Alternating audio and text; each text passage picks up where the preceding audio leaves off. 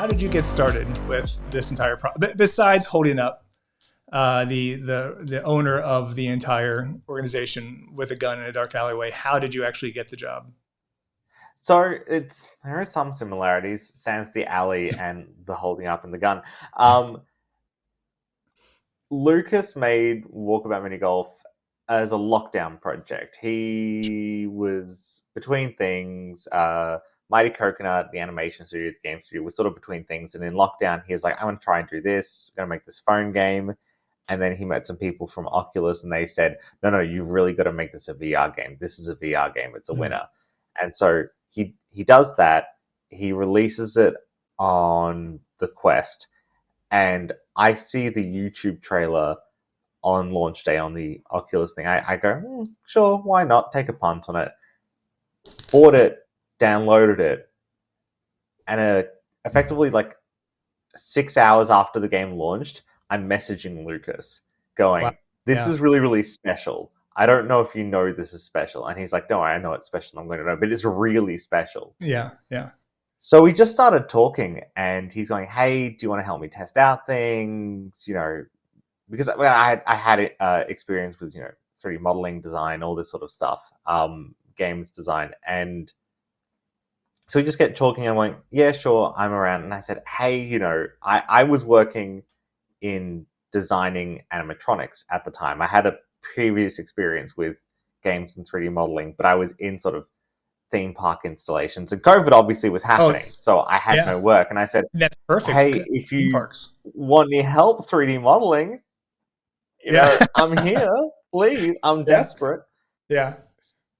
And so about a week after the game launched, it was just Lucas, and then it was just Lucas and me, and then Henning, the level designer, the main level designer we have, came aboard, and it sort of snowballed from there. Now there's Sure. a really big team, but I technically, aside from Lucas, I got in there first, and I'm real Yeah. proud of that. Yeah. Yeah. Yeah. Yeah. It's like Steve Wozniak and Steve Jobs, right? Like you're arguing who is employee number one. I mean, if he's the owner, then you're employee number one, right? Technically, he didn't hire himself; he hired me. There So you go. It all works out. Uh, so when you say modeling, I mean, besides your stunning good looks, what is modeling in this case? Because if you have someone that's like the primary, like you said, Henning is like the course designer itself. So if you're the modeler, what's the difference between the two? So the way that a course is designed is that Henning, Lucas, Don, who's our ex Disney guy, and Laura, who is recent, and my God, she's brilliant. Her first level is coming out soon, and obviously we haven't announced it, and it's going to blow everyone's socks off. But what they do is they do all the sketches, they come up with the idea, the sort of whole design, at least the first iteration thereof, and they build what's called a block out. So using gray cubes or an approximation thereof, they just sort of stamp things down and go, "This is the shape." And they'll do sketches and say, "This is the vibe I'm going for. This is how I want it to look." And we start playtesting it and getting the overall path of things looking right. So you can walk through, and it's like being in a weird 90s cartoon because it's all just gray cubes. Right. And we've now got a library of a lot of objects like Mm. trees, so they can sort of stamp down a few things. Yeah. And then we hand it to the modeling team, and we take that and we slowly just go through and replace everything with the correct versions. Everything you Mhm. see, everything the light touches has Yeah. been touched by the art Yeah. department. Yeah. Which is And crazy. so, yeah, it's a huge amount of stuff. I mean, this is true of Yes. all games, but it's just a massive amount of things. And because we've got, I'm not going to say the most unique art style, but it's definitely evolved over the game into the walkabout art style. Sure. We don't get to just buy a lot of objects. We don't Mm. get to sort of sneak and steal. So everything has to get made. And so that's what our team does. And I'm in charge both of making sure that everything is done correctly. So if Sure. there's a mistake in an object, that's on me. And I'm Sure. also in charge of timelining and making sure that everyone has the resources that they need. to go around, and occasionally I just sneak in and go, no, I want to model this. So for the 8-bit Lair, I'm going, no. I want to do all the computers. Let me do all the computers. All right. I like you a lot because the 8-bit Lair is like, I have another friend who that's his course, because, he feels like it matches all the things that he finds interesting and fun about VR and Gen X and, the time in which we grew up. And I'm just like, no, it's my course. No matter what he says, it's my course. Because it represents all the things that I enjoy, the coloring, that I have behind me, which is, a million YouTubers at this point. Why was that? I mean, I'm assuming there's a lot of reasons that I could probably come up with that would be correct, because it's a fantastic course, and there's certain things that really, are part of its aesthetic. Why did you specifically want to do that course? I don't know. Something about it just really spoke to me. I mean, I love that era of technology. Sure. I love those sorts of computers where it's more terminal based, where you're just interacting with it. If you wanted to do something, you're sort of poking the registers and having a good time. And anyone who grew up in that era is going to be looking at it going, there's a Commodore PET and a Macintosh. Yep. And there's a million years between these. This company has either lots of money or no money. What the hell are they doing? But I'm just going, okay, what are all the computers I enjoy playing with and all the weird ones I've sort of collected in the corner of my garage? Because I'm a horrible golem who just sort of collects weird old computers. And I'm just going, I'm going to put them in. I'm going to put them in the game. No, I love that. If I may ask, were you born 80s, 90s, 2000s? I was born 90s, but we just never had a lot of money. So 80s was the era of computing. No, understood completely. One of my first videos ever made, and the reason I started the channel was because I love VR. And, like Lucas, it was a pandemic project. But I loved VR. VR from when I was a little kid. I don't know if it was called VR. I don't know if we ever said virtual reality. The very first thing I can think of that we called virtual reality was just like either the movie The Lawnmower Man or any of the projects that Sega or Nintendo were working on. But I knew that someday we would, or as hoped that someday, I wanted aliens in my life. I wanted time travel. I wanted teleportation. And I wanted virtual reality. And I figured none of those are going to happen in my lifetime. So when virtual reality, in 2016 became much more a real thing, I was all in. And to this point, I don't understand why people don't like it. There are people that hate everything, but there are people that are they're vehemently opposed to virtual reality. And there are often people that love video games. They're computer nerds. I don't understand. I would think that would be right up their alley. So I'm always surprised by that too, honestly. I mean, like you, I was a kid with sort of his eyes and heart on the future. There were things that needed to happen, and I wanted them to happen, whether or not they happened with me or just nearby. I remember I at one point got a whole bunch of butcher's paper, that big cheap paper they use at the butchers, and glue tacked it onto my wall and got like red and blue textures and tried to draw like an environment. So if I put on the red and blue glasses from the cinema, it would feel like a 3D environment. Very Didn't cool. work. No. Great time. And I often think back to this absolutely manic 7-year-old drawing all over the walls, thankfully on something not just the walls.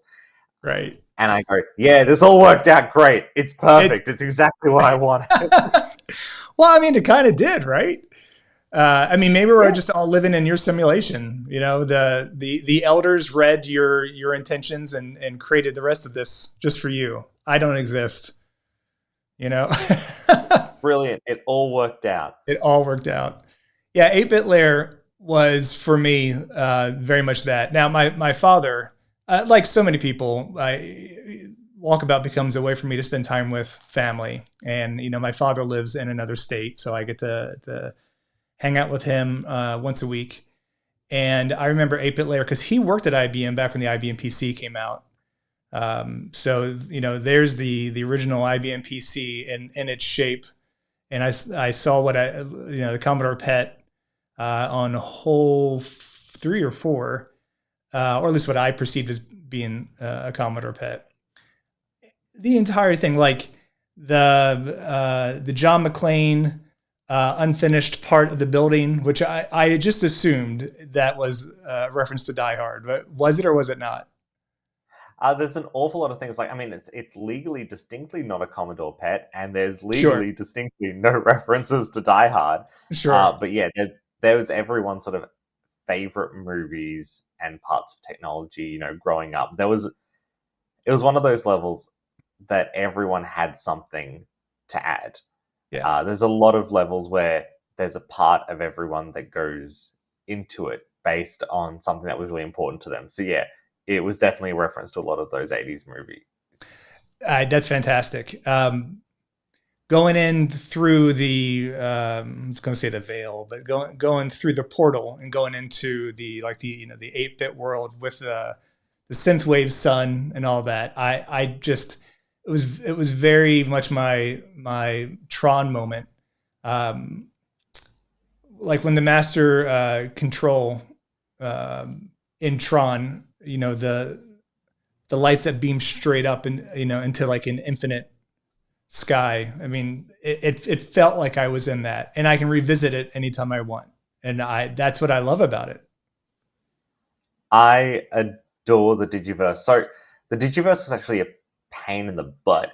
About 13 months ago, so about mid-March last year, I got handed the Digiverse, and they went, "We've got this sort of thing, but we're not sure how we're vibing with it." Normally, once we're in modeling, everyone knows what we're doing. We've Sure. got something down pat. But 8-bit Lair in the Digiverse was not working. And so I was like, it has to be vectors. It's got to all be vectors. And I wrote a program that went through the temporary scene we'd done, and it replaced everything with those glowing edges. And Okay. it didn't run well on the Yeah. headset. It wasn't functional, but it got the general aesthetic. Yeah. And it was really good because I then spent like all of April. I flew to the US. I was in Texas just for the sake of meeting a lot of coworkers for the first time. Sure. And I sat in the office and I just bashed away at the Digiverse for so much longer than we reasonably should have. Like it ran over time. It was a nightmare. We kept on going, this is right, but this isn't right. And we just kept redoing it and redoing it and redoing it. And it always, every time we're just going, okay, it's got to be like synthwave. It's got to be synthwave and vectors. That's Sure. it. Sure. And it ended up, oh, it's just so perfect. I really love how it turned It's out. been It took way too much work, but it got there. well. So does Lucas give you that wide berth to do whatever you want? I mean, within reason, but more so than the average employer. I definitely say so. There's a bit of a mix, and of course, things change per level and how we're going, but there's everyone who's been hired has been hired because they're good at what they do. And so everyone has different, everyone has freedom. And Sure. I am a firm believer, at least, especially with my team, that you give someone a box of like, here's your time. Here are like the 5 tasks we want you to achieve, but there should be leftover time, and put whatever you want into it Oh at wow. the end. Yeah. And that's where the best stuff comes from. Yeah. People will be working there and they'll just think, oh, I've got this thing that I desperately want to put in here. I want to make it work. And of course, they're the modelers, they can just put something in. And it's it just makes it better. Yeah. Um, People getting to put in something they're passionate about. And of course, we trust everyone because everyone is absolutely top of their game. I don't know if other game companies feel this, but there is not a person at Mighty Coconut who's a waste. Yeah. Everyone that I work with, I'm just like, oh my God, you are just top of the field. You are brilliant. We've somehow just gathered an army of experts with good personalities. Yeah. um, yeah. I look at these massive teams at like Electronic Arts or whatever, Konami, whatever, and they toil away. And I don't mean to belittle what they're doing, but they work really hard for like 5, 6 years making a game that's much larger than a Hollywood movie budget.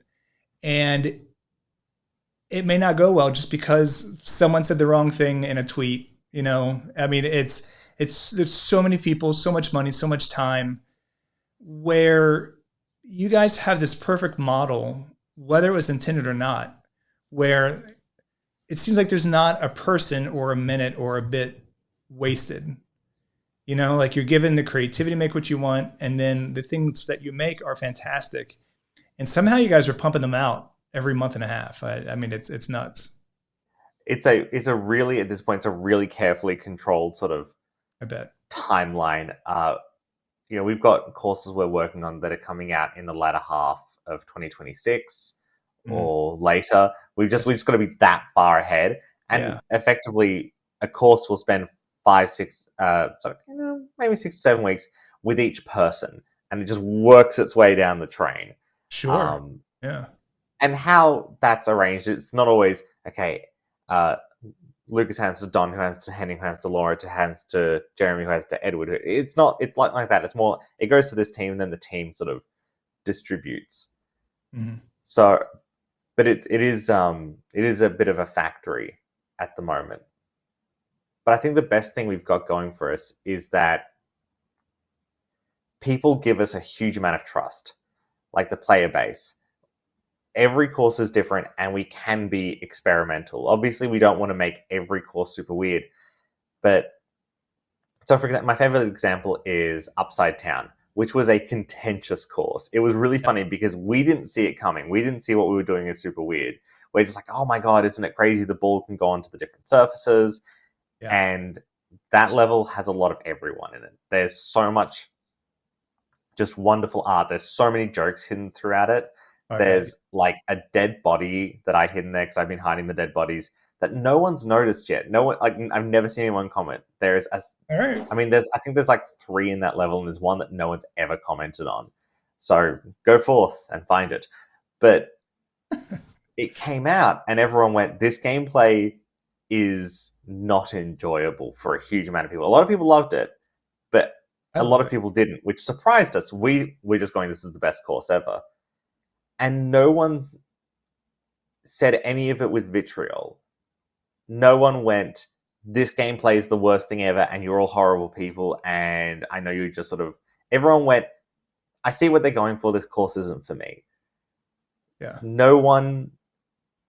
there's a course that everyone loves and a course that everyone dislikes, and no one ever attacks us for it. Everyone just goes, "Oh, okay, I see what you're doing. It's not for us, but I bet the next one will be." And that's so nice. Everyone's so lovely to us. There's a lot of trust that the community has given us. I imagine. And we really don't want to muck that one up. No, for sure. Yeah, you have you put a lot of trust that they're going to trust you to make the right choices. Because it goes back to, just like I was saying with 8-Bit Lair, it's my course, where you feel like it's your course, and a friend of mine says it's his course. I once heard about The Nightmare Before Christmas, that if you ask Danny Elfman, who wrote all the music for it, whose movie it is, he would say it's his movie. He wrote all the songs, and he sang all the parts for Jack Skellington. And then if you ask Tim Burton whose movie it is, well, it's his movie. He produced the entire movie. He put it together. And I think it was the principal animator. If you ask him, he said, well, it's his movie. And all 3 of them fight and say it's their movie because they've all put so much time and effort into it. And you can see it from every single point of view. You've got a fan base. Like I think when people make analogies to like Disney World, it's everyone has their favorite rides. Everyone has rides that maybe they don't care for as much, but they still find it amazing and fantastic and beautiful. And I think you guys have managed to capture people's attention and their hearts. And that last piece, I think, is because you're allowed to create something fun and unique. You're allowed to put your own spin on it.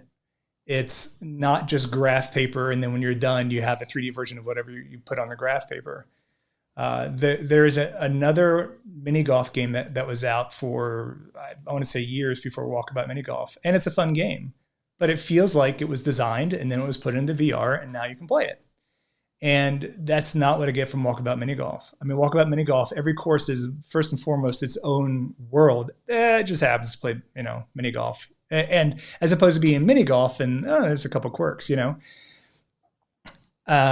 again, I think, and my theory has been that goes back to how Mighty Coconut started, which is as a CGI animation company. And I think that thread goes through to how they hire everyone and the ideas that they come up with. And it really is. I had the opportunity to speak to Lucas Martel the other day. And I just told him, I talk about Walkabout Mini-Golf every single day. And it's not because I'm just a fan, and it's not because I have a YouTube channel. I talk about the street I live on too, because it's a part of what I do. I am in Walkabout Mini-Golf. I won't say every day because that's just not, I don't do anything every day, but it at least every other day. And it's a massive part of my life. And thank you for that. Almost my freaking heart. Yeah, well, you guys work hard, and it's clear. So I brought up Disney. I understand. Maybe I'm wrong about this, but I understand that you guys follow rules of how like theme parks are made. Absolutely, there's a lot of crossover. It's funny. I am in a couple of weeks going to a conference in China to talk about our level design, and the entire talk is, "Hey, do you know how people design theme parks? Do that. Because I'm thinking of the 80s and 8-bit. If I was designing like a 2D endless runner game like Mario, the way I would design that world would be completely different than if I was designing a world for Call of Duty. Sure. Like there's no similarities. They're both games where you both run along and technically kill things, but there's no similarities. They're completely different. Yeah. And VR and Call of Duty are completely different. Like there is no connection in how you should be designing those worlds. And I feel like a lot of people haven't realized it because if I was designing a 3D computer game, I would sit down at my desk at a computer and I would design. And if I'm designing a VR game, I sit down at my desk at a computer and design. And so many people in VR have been in the games industry for ages because they're all passionate, wonderful people who want to do VR. And whether or not they're realizing it, they're designing worlds for non-VR. And it's so important to approach a world for VR completely differently. And the best parallel is designing for a theme park. Because in a theme park, you are trying to like recreate the feeling of a space, but not a space at all. You wouldn't go into a section of a theme park. I mean, like I think Universal has a recreation of the town from Jaws. Like they have an area and they've got the lake, and it looks like it and it feels like it. But if you compare that to an actual like New England town, there's no relationship. It's like a fantasy version thereof. And the way I would design a Jaws game, I would be looking more at how the theme park has done it than the actual town it was filmed in. Oh, yeah. Everything needs to be much denser than you expected. And so we just follow all those rules. And yeah, it's not a secret. I mean, you knew how we did it. Are there like rules that are like in animation, there's tradition that King of the Hill doesn't do it, but like Simpsons, the one thumb and three fingers. So basically 4 fingers on a hand. Like there's just like this rule. Are there rules that you follow like that? I don't think there are written ones, but I reckon I could come up with a couple off the top of my head. So let's do this. Let's try and write them down. Let's change the industry. So the first thing I think is that VR headsets currently render everything at a distance of about 1 to 1.5 meters. Because the lenses don't move the way that your eyes move, there's actually a render distance where everything is clearest and feels most solid.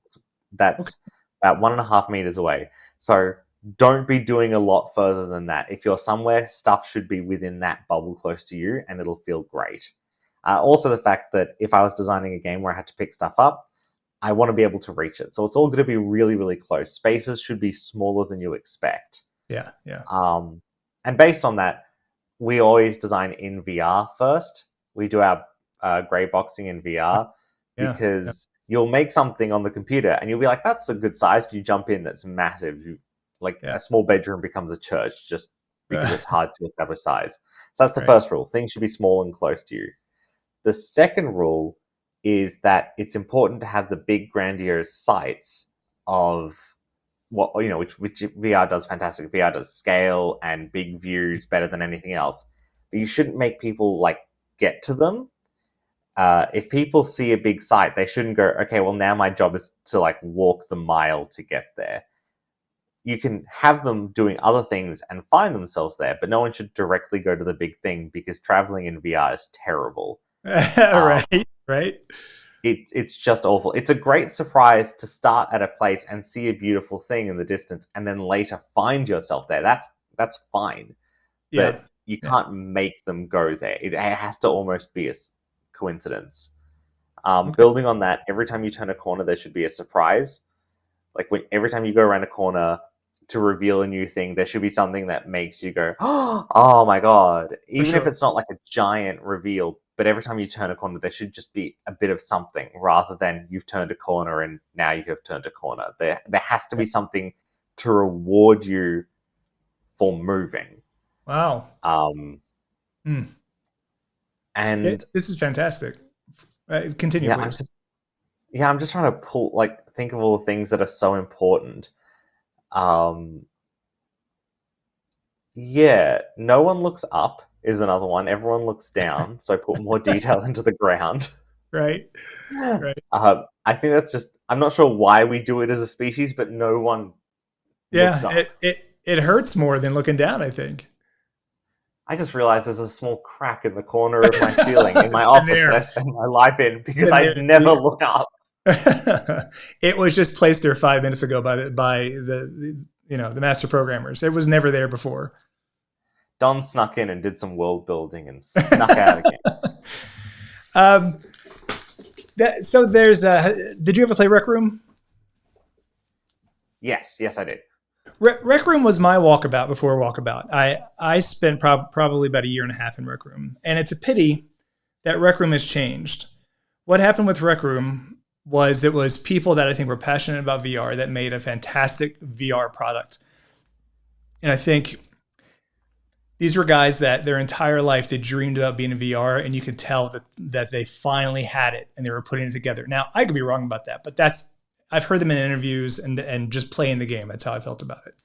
And I felt like they innovated so many VR type mechanisms and ideas.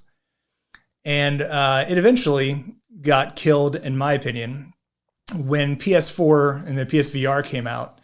They allowed in PSVR, which makes sense. Why wouldn't they? But along with it came a bunch of kids.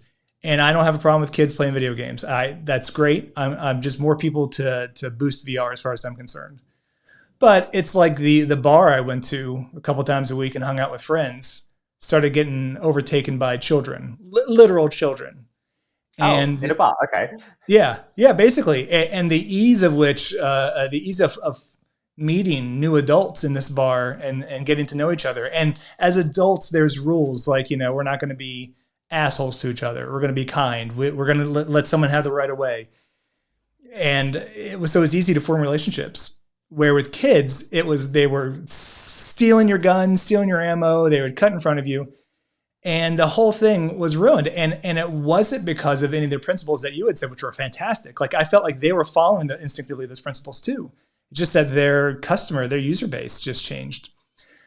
That aside, there was something and that you reminded me of. There was a specific quest inside Rec Room. In Rec Room, the idea is that you're inside a school, and the school, drama society, has put on a play, and there's lockers and there's the type of clocks you would see in a hallway at an elementary school, And you usually start in a gymnasium, and the gymnasium is huge, and it feels like you're in a gymnasium, but this time there's some like, two-dimensional jungle type things to make you feel like you're in the jungle, or it's a space thing. So you're traveling along in these large areas, and then in one particular game, everything got small, where you had to go into like down a hallway, which is like about 20 feet or so. And I remember this feeling of everything felt more real, because when you traveled in that small of a space, the virtual bricks were going much faster past you versus the ones that were on the walls in a larger gymnasium. And every time we would get to that part, it was my favorite part, because we were also there before of us on this adventure, and we would all get into this little area, and it felt so much more cozy and intimate. And there's the guy that's usually 30 feet away from me. He's right next to me now, and I can actually see the armor he's wearing.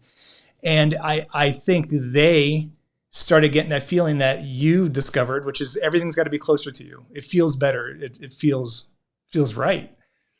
And, it's funny. I think you guys probably have at least a book in you, to write about. Here's the laws of virtual reality and the laws of good VR. Yeah.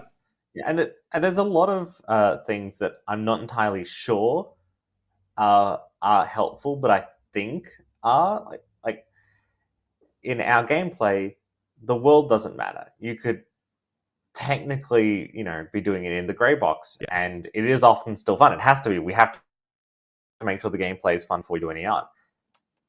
But that's not what people remember. It's a good game, but people remember the worlds, and the worlds don't affect the gameplay hugely. Like we often, with 8-bit, we had these cool, 8-bit mechanics, with these coins you had to pick up and boxes you had to destroy.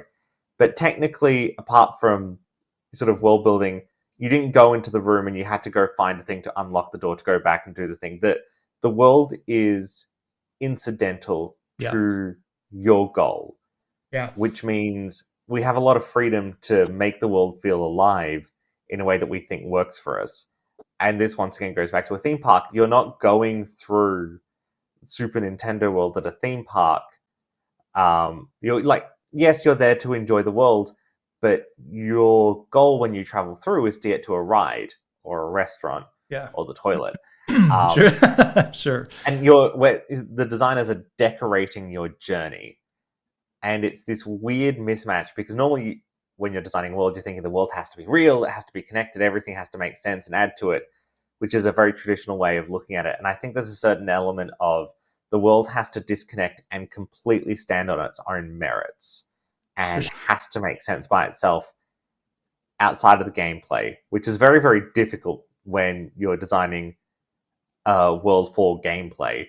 And then you've got to figure out how to make it stand on its own. There are a couple games which I think do this beautifully. BioShock is one. There's no reason why everything has to be Art Deco in a city under the sea for the gameplay. Right. But everyone remembers Rapture. Rapture's beautiful and incredible and a character in its own right. Yeah, I feel like you're speaking my language. So when I started my channel, what was important to me, and I eventually discovered this just because it took some time, was the quality of the video. I needed things to be even, symmetrical, things to start when it's supposed to start and stop when it's supposed to stop. And a friend of mine that has a very successful YouTube channel, who I met through the whole YouTube thing, he always reminds me that perfect is the enemy of the good. And because I will spend a month on a video while he's pumped out 2 videos a day. So he's got 60 videos and I'm just working on 1 video. But I contend that people will remember the quality. Over time, people will go, wow, every time I watch one of Greg's videos, it's professional. It's fun to watch. I like the music he puts along with it. So I've been an Apple guy for about 20 years now. And I often, when I tell people about Walkabout Mini-Golf, Walkabout Mini-Golf is the tool that I also use to get people into VR. Have you tried VR? No, I have not tried VR. Well, let me tell you about this amazing game called Walkabout Mini-Golf. And as soon as they hear mini-golf, you see them go, oh, okay. Because, it's just mini-golf, that kind of thing. Yeah, exactly. No one's super hyped about mini-golf. Everyone's got oh, you go to a place and there's mini-golf there, that's fine. But no one goes, right. Mini-golf. Right. But I tell them, imagine if Apple made a mini golf game, and you kind of see them go, Like, even if they're Android users and they hate Apple, they understand it. They kind of go, yeah, it would be a high quality, good looking thing. And I said, or imagine Disney. Disney made a mini golf game. It would be fantastic, and you would love it and not even be a huge mini golf fan. And yeah, like you see them really get it. There's an amount of whimsy and delight that both Disney and Apple use, and it's a part of their formula, whether they ever say it or not, which I think you probably have in your mental philosophy when designing as well. Let's just make something that's fun. It doesn't have to be just a good game. Like you said, otherwise it'd be just a bunch of gray blocks with, green felt. Yeah, we're lucky that Lucas had the idea of doing mini golf because it is the perfect VR activity. Yeah. In that it gives you a reason to go around to new places. It's great to do with people because people, at least until I discovered the mini golf community through Walkabout, no one plays mini golf to win. People play mini golf to have a good time with their friends. I mean, I'm sure there are people who very much do, but and of course we try and take into account like very, very serious plays when we're designing things, trying to have a lot of trick shots built in. Sure. But your standard person plays mini golf with mates because they're nearby and they want to do something with mates because it's a fun activity. Yeah. And Walkabout is much the same way. We give people these entry into these worlds, and we put a lot of time into making sure the mini golf is fun. Yeah. But at the end of the day, you're almost not there for the mini golf. The mini golf is almost incidental to the world building. I have a friend, Virginia, who she and I will just go to. There's a number of very specific locations that we find beautiful that we just sit there and talk. So, for instance, there is a location in Quixote Valley, where at the very bottom of where the mountain, like the hill water goes down into the ocean, and you can see specifically in the hard course, so it's nighttime, you see like large like bubbles coming up. So we're sitting there, the water's coming down, you hear it, there's the bubbles. We're basically like, chest height or deep into the water. And we're just listening to the rolling thunder. And I always call it the hot tub because it feels like I'm in a hot tub and she's over there and I'm over here. And we'll have 2-hour-long conversations, or we'll play a game and then we'll go there and we'll just sit there because we're not done talking or playing. And it's really important to me to let you, and I said the same thing to Lucas, know that is a huge part of the experience to me. Yes, it's a game, but if you stripped the game from it, I would still go there practically every day. Yeah, one, thank you. That's what a lovely thing to say. But that's a huge part of designing is spaces that you want to be in. There's two sorts of levels we design effectively. We go, is this a sort of like, I've got a word for it, and I can't really space, but it's like, is it a soul affirming level? Is it a level that allows you to breathe and you just want to be there and you feel at peace in the world?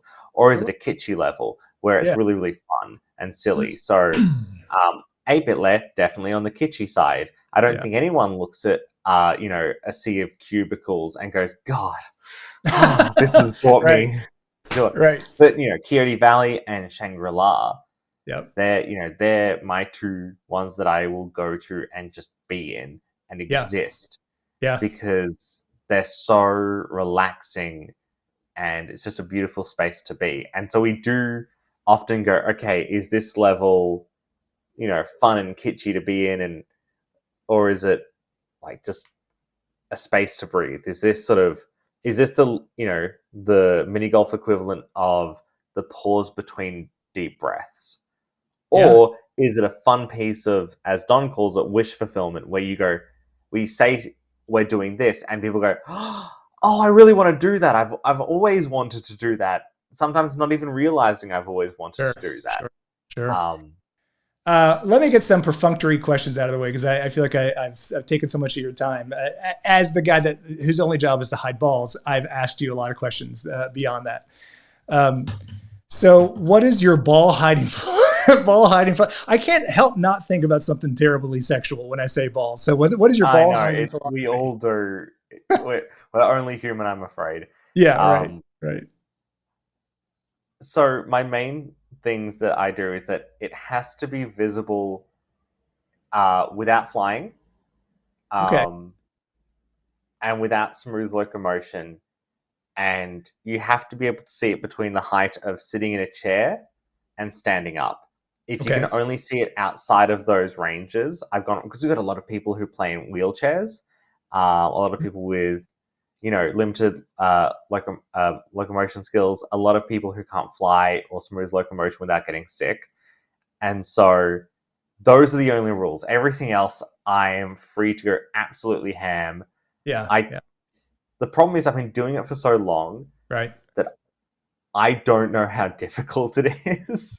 And so there's been a couple courses where Ryan, one of our tech artists, has stepped in and hidden them. Like if I'm just overwhelmed with work or if I'm out of ideas. And so now we do it together. But so far, I think about 90% of the courses are still me. And Okay. there have been courses where I'll go, no, I got to make it easy. I got to make it not too hard. And now Ryan will go, okay, we've got to make this one easier. And then we'll put it out in the plays like these are the hardest hidden balls. And we're going, we have been in this world Yeah, too long. We don't know. yeah, yeah. Well, so I make videos that you've seen. There's a bunch of YouTubers that do it, where it helps someone find the balls. Same thing with the fox hunt. And honestly, I don't want to make those videos because I don't want to give. I want people to find them as well. But as a guy that makes videos as a side fun project, it's a really quick and easy way to make a video about a course and about a game I really enjoy. So I just have to tell you, there is some guilt that comes along with it. Um, the Over time, it feels like the balls have gotten harder to find, but not so hard that you want to throw something. Maybe you can find more than 50% of them because your patience is only so much, But the next time you go through, you'll put some effort into it and then find the harder ones. I don't know. I want to say I there were. Go ahead. Yeah, I was about to say I try to make at least 10 of them not horrible because you need 10 to unlock the hard course. And if I make them all too difficult, people just will never get to play the hard course.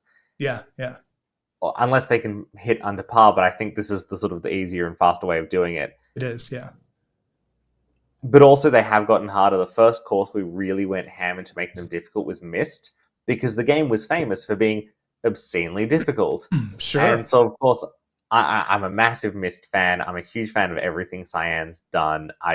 Hearing we were doing a Mist course, I basically fainted. And so when hiding the balls, I'm like, well, it's got to be difficult. It's got to be difficult. And then we just never ramped it back as much as we should have. Yeah, yeah. And there's been a conscious effort I, where there are some it's levels great. where I'm like, oh, this is a family level. This is a kid's level. This is a level for everyone to enjoy. I've got to make the balls easier to find. And that's Well, when I do that. And everyone goes, they're really difficult. And I'm going, oh, God, I screwed up.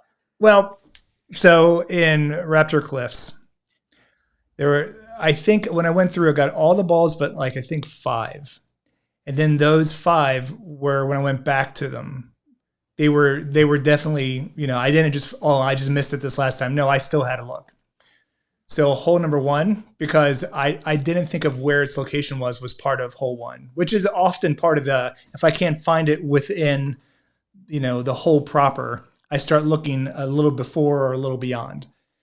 Hole number 2, it was just it wasn't where I thought it would be. It was kind of a little bit off the beaten path, but it still is within the realm of being hole 2.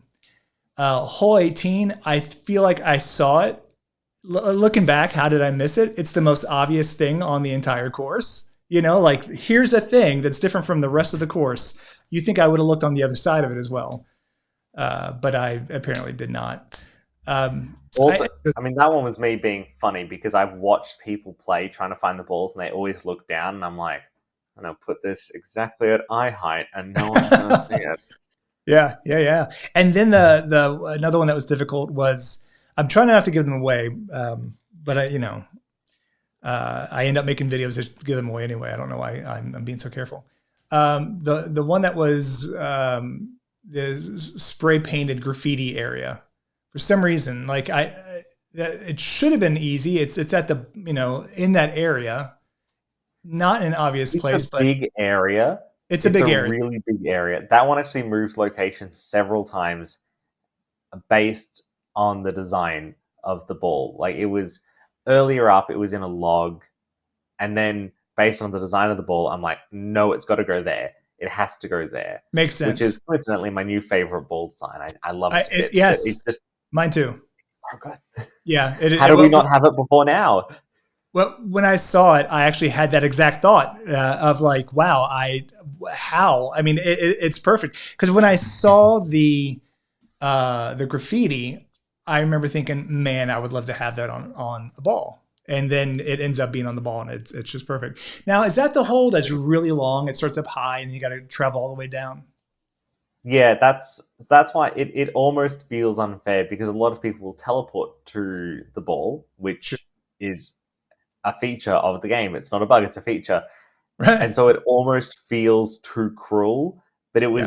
it was such a perfect design and Yeah. location that Yeah. I'm like, I gotta do it. I gotta do it. Yeah. I The agree. ball for hole one is often a little bit crueler than others because there's so much time faffing around at the start of a game with friends. Sure. And it also has effectively the largest area because you've got the introduction area. And so the balls for hole one, hole 18, hole 9 tend to be the hardest to find. Oh, Um, right. but That's they interesting. also tend to be some of my favorite designs. I always put my favorite designs in hole 1, hole 18, and hole 9. When Okay. I'm designing a ball, I go, "Oh, this is perfect. You're going on one of the special numbers." Yeah. um, what ball would you say you have you heard through the grapevine? It seems to be the toughest for everyone to find. What course and what hole is it? Bogey's Bonanza, and I think it's hole 14 or 13. So there is a hole where you putt into the broken. No, actually, it might be the one before it, but it's just before you go into the town area, Hmm. and you go down this. You putt down a little hill, and there are some stairs, and it is a sand-colored ball on some sand, Got you. like tucked away in a corner. So it effectively, if it was like bright red, you'd see it immediately because it's, there are some stairs and it's just resting in the crook of one of the stairs. It's not hard to spot, but the color matches so much more perfectly than any of us ever expected that it Sure. just blends in. You really don't see it. Um, and when it came out and people just couldn't find it, and we realized how rough it was, I was like, "Oh my god, we should move it." But at this point, everyone had made their videos saying this is where you find it, and I'm like, Yeah. "Well, I guess it will stand eternity as a testament to the cruelest one we've done, Right. almost as a coincidence." Right. Right. So, are you also the person that then decides the design of the balls, or does that get handed out to other people? So I design the balls and model the putters as Okay. well. Okay. At times, we've had Zach, who is our 2D concept artist, like draw some concepts for balls because after I've done about 650 at this point, and my brain is just dry. Sure. Um, Whereas now, I also tend to we don't do concepts for them anymore, but I will go through and I'll be like, I want this pattern, Zach, can you draw this? Or I'll go and steal it from the texture sheet, and then there's some I'll just draw by myself. Yeah. Um, but the balls are amazingly limited into what we can do. It's like it's the same sphere each time. We can't change the pattern of divots, we can't change the shape, and we can cut up the ball so we can put something on it, but there are limited places where you can put cuts just by the nature of the model, the mesh. Yeah. And so it's funny just how difficult it is to come up with ball designs that work that way. So, I'd love if we just had like a perfect glass sphere when we did Labyrinth because it's such a big part of Labyrinth. Yeah. But we can't do that. I can make it That more reflective that had to to be an the one that extent. killed you. That had to just And destroy your spirit. I was like, I'd love to have like a glass orb with like a skull inside it or something. I want to, do all these weird things. but we can't. Effectively, we can draw on it, and it Yeah. can be slightly more or less metallic, but that's it. That's it. If It can't be like smoother or anything. It's very limited. if this were a PC VR game and you didn't have to worry about the limitations of the Quest or mobile VR in general, would you have a lot more horsepower to do all these things, or is it still too limited? Um, it's a solid maybe if we were just doing PC VR. I'm not sure what we'd change if we do PC VR because people often say, "Oh, I'd love to have this with hyper realistic graphics," which we probably still wouldn't do. We'd probably do much more cartoony graphics. I'm Yeah, not sure if we do smooth shaded if we had infinite power. Now that it's so much of the brand identity, yeah, we'd probably just put more stuff in yeah, further away and have more dynamic lighting. yeah, So I'm not sure. I mean, one day there might be some sort of change where I can, make the ball into a cube that, but it still rolls like a ball. I might be able to do something like that, but I'm not sure if we'd change it. It's limited now, but it also works really well. And yeah. I don't want to distract from the worlds around it. I'd rather have, fun effects like, something you can turn on that every time you hit the ball, it makes a fart noise or shoots sparkles or glitter. I'd love to have, very weird things like that, which I think would be more fun and more Sure. affirming than just a glass sphere. I've got a question for you that I've been wanting to ask someone. In Labyrinth, the celebration noise when you put the ball in is different from all the others. I Mm. watched Labyrinth and before I made my video on it to make sure I could see things that or catch things that maybe I wouldn't otherwise. And I didn't remember those celebration type sounds from the movie. So I'm assuming they're from the movie and I just don't remember them. Or are they based on something So else? yeah, they're meant to be all the goblins, especially at the Yeah. start, waiting for her to say, "Oh, take the child away." But they're actually Lucas and his wife and their children sitting in their car, making noises. Apparently, he just sat in the car with his kids and wife, and they all went, Are you serious? and it's marvelous, I isn't love it? that. Wow. Now I got to go back. That's the first thing I'm going to do since we hang up here is I'm going to go play and listen to those noises. That's fantastic. I'm sure they must have filtered it or something because I got told this story by Lucas when he did it, every time I play Labyrinth, it's in my head, and I'm going, I don't know. I've met you and your wife and your kids. I don't hear it. Right, right, right. And they didn't modify it at all. I'm not sure. Maybe they did. I just know Right. that's the origin of the sound effect, and Yeah, it just breaks my brain because it doesn't sound like any of them. yeah. No, yeah. Maybe they're all Yeah, just very good voice actors. the one I always hear is that he goes, and I don't know what. Yeah, I don't know if it's like the main celebration or like if you get a hole in one or what. But um, what is your favorite putter? Um, it would have to be 8-bit Lair. Okay. When we first, I know I keep talking about 8-bit Lair. When we were first putting the putters and fox hunts in, it was during original Gothic. So when the game came out, it only had the first 4 courses, and then Mhm. we added the next 4 for free, and then we started doing DLCs. And with original, and Lucas went, okay, we're going to be doing putters and fox hunts. Could you make 5 putters, for the first 4 courses in original Gothic? And that was it. It was just, hey, here's the vibe. The first one should definitely be a pirate sword. The Sure. second one, sort of, calm and nice. And that was how it went. And for Arizona Modern, he went, it should look like modern art. Yeah. Yeah. And I was just thinking, modern art often to me feels like big, thick borders and colors and really bold. And so I made that putter, and it's got spaces between it. It's all magical, and it's my interpretation of a modern art version of the Yeah. putter. I And I think that. went, hello, look at this putter. Yeah. And he went, it's beautiful. It's wonderful. I love it. It doesn't fit Arizona Modern in the slightest, which is great. It doesn't fit it at all. And he just said, put it on ice. We'll just keep it.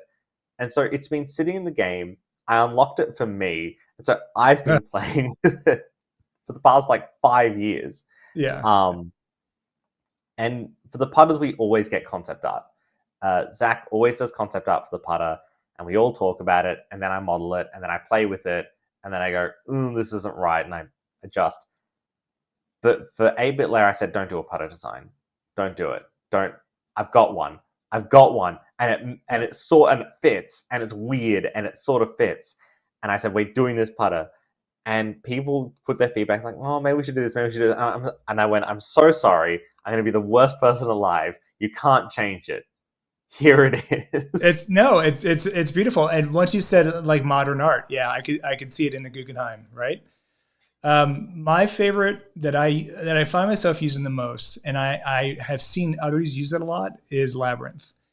And the thing I always do is as soon as I get into a new course, I look at I'm assuming a bitmap that you have stretched across like a half sphere.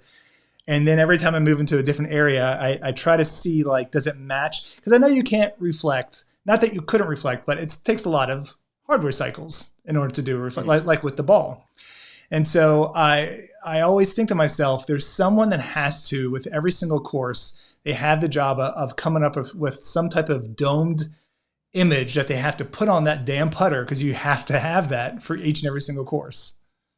So the way it's done is there's a thing called a reflection map, which it's built for this exact thing. And you place what are called reflection probes. And when you bake the lighting, because obviously the lighting doesn't happen on the headset because it would explode. Yeah.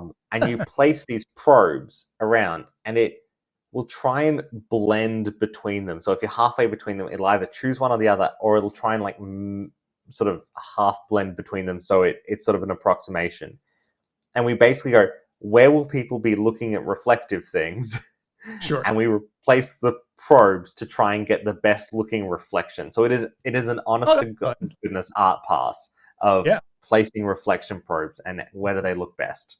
Yeah. And are there multiple per course? We can place loads.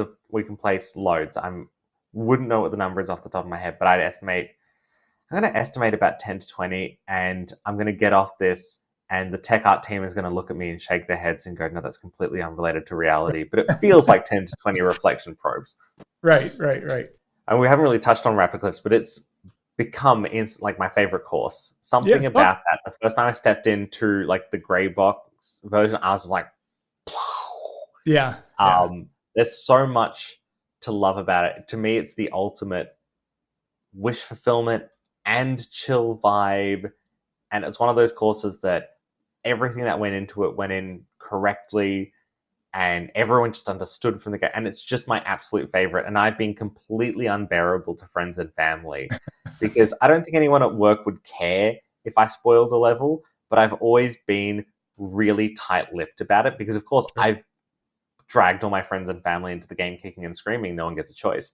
And I've just been bouncing, going, there's a course, it's coming out, it's going to be wonderful, it's a course, you guys don't understand it, this course is going to be amazing. Until finally I was able to say, it's dinosaurs! Yeah. Guys, it's dinosaurs! Yeah. So man, I've never been to Oregon or Washington. I lived in Hollywood for about a year, and it's not the Hollywood you would expect it to be. So I was in LA. But I am an East Coast US guy, and there's a certain aesthetic to the East Coast that's different than the West Coast. So the Southwest Coast, there's a lot of beach, a lot of orange light. And then as you move up to San Francisco and then start heading up into that area, there's a look. Now, I've not actually been up into that area, but I basically call it every Steven Spielberg and, magical movie in the 80s look, where it's a seaside town with this beautiful rolling ocean, and there's a certain color light that you guys nailed in this that's like an orangey yellow hue that's different from like a regular daylight, and it's not just because it's like a magically filtered light. Yes, it's gorgeous. And Don had said it reminded him, he wanted to get all the things from his 70s and 80s trips, like taffy being sold at a wayside attraction, or the penny machine where you put your penny in and you turn the crank and it pops out a penny. All those things are there. And It is, maybe I just always say this, but it's my new favorite course. Every time a new one comes out, it's my new favorite course, basically. But I'm not saying it half-heartedly. Like, it's truly like, wow, I'm surprised and delighted. This is amazing. It is so much fun. And the thing about this one is that, remember that tight corridor thing that I liked in that one rec room level? There's a lot of that because you're Yeah. in a tree on like a tree house type thing, and then you're going down a winding path.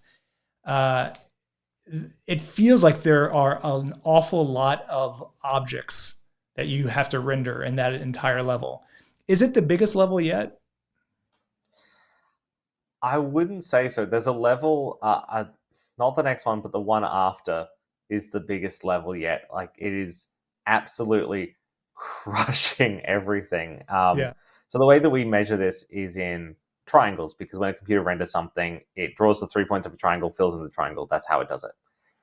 And so a standard quest game has like 100 to 200,000 triangles it renders at any moment. We tend to push it to about 500,000 because we aren't doing really weird materials. So we, despite being low poly, are the highest poly game. Go figure. And so we tried back in the old days, especially when we were supporting the Quest 1, we would try and have a level be, just the whole level be under 450,000 triangles. And so Sweetopia, which is one of our denser, goopier levels, Sure. is 470,000 triangles. I saw it the other Wow. day.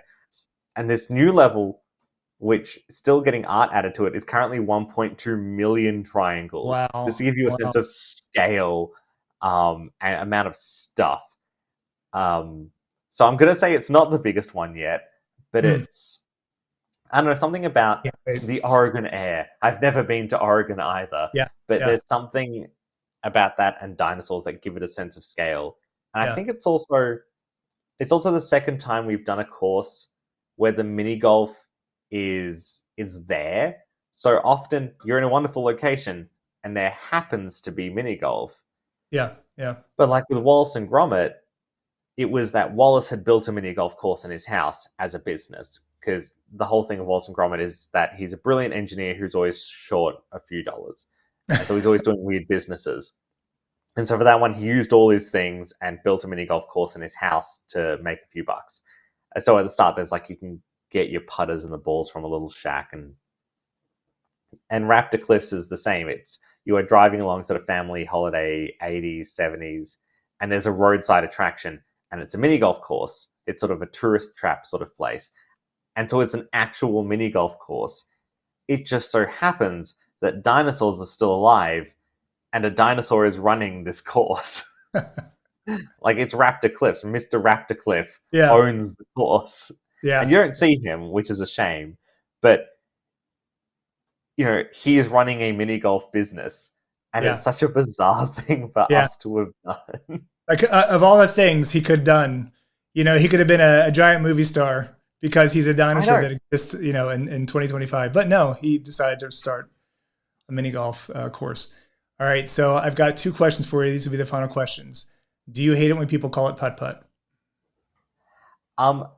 It's funny because putt-putt isn't a brand in Australia. So I'm Australian, as you can probably tell by the wonderful nasal twang and the fact that I'm making you record at weird times in the day.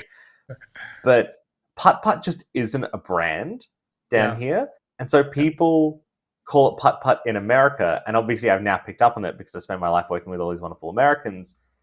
But people go, oh yeah, it's a putt-putt game. And I'm going, of course, that makes perfect sense. But because I don't have the long-standing history, every time someone says that, it's like, oh, isn't this a fun, local dialect difference?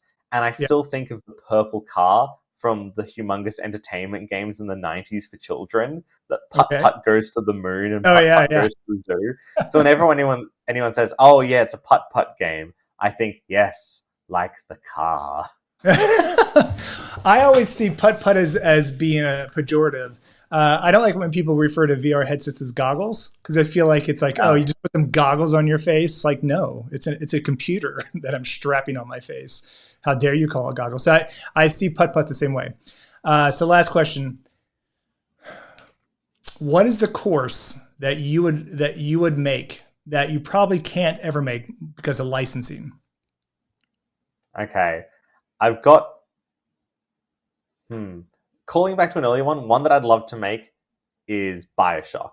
I would love Bioshock For sure. because I just want to be in Rapture. Obviously, not Civil War, everyone's dying Rapture, but No. I just love. Right. I love the Art Deco. I love that it's under the sea. It's so beautiful and stylish. And Walkabout gives you an opportunity to just exist in spaces, especially spaces with friends.